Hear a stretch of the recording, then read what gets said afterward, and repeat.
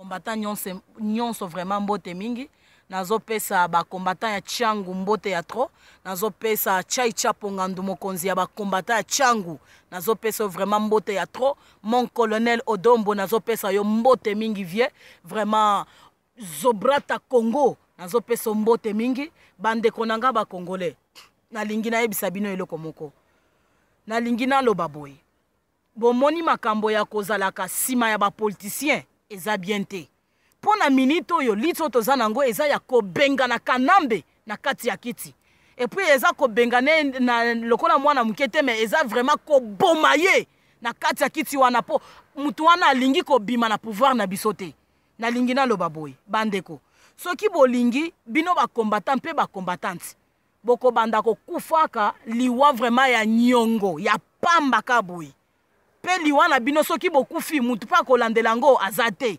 Pona nini boza sima ya bato. Na lingi na lo baboy.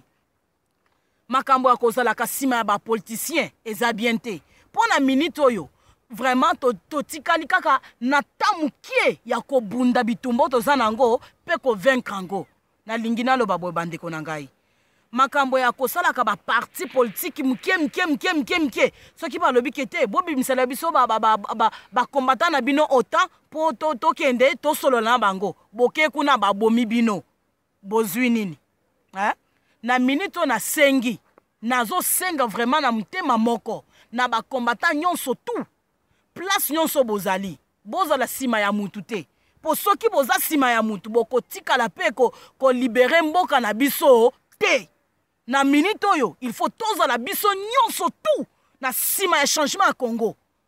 Na minute oyo, mutu lokola kanambe akobimaka boete. Makambo akozalaka sima ya ba politicien eza eloko pamba.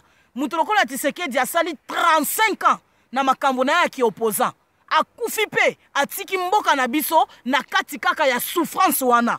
Azalaki na batu combien na sima na ye. Batu combien bakufi na sima Tshisekedi. Batu combien pe bazo kufa kaka na kombo Tshisekedi.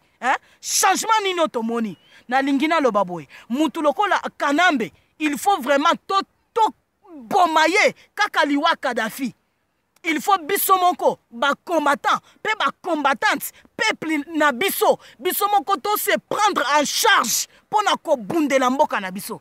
Soki to se prendre en charge te to lobi ke te politicien azala liboso na biso ye nde muntu akobundela biso tozo sala erreur.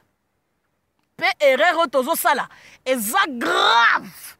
Eza vraiment erreur moko ya somo o tozo sala. Biso moko ba combattant pe ba combattante ata peuple na biso to se prendre en charge to bunda pona mboka na biso. To boma zoba wana il faut akufa vraiment na liwa Kadhafi. Il faut akufa kaka liwa ya Kadhafi pona nini po to libérer mboka na biso. Merci beaucoup pona kolanda message oyo na ba congolais nyonso vraiment na pesi bino merci à trop.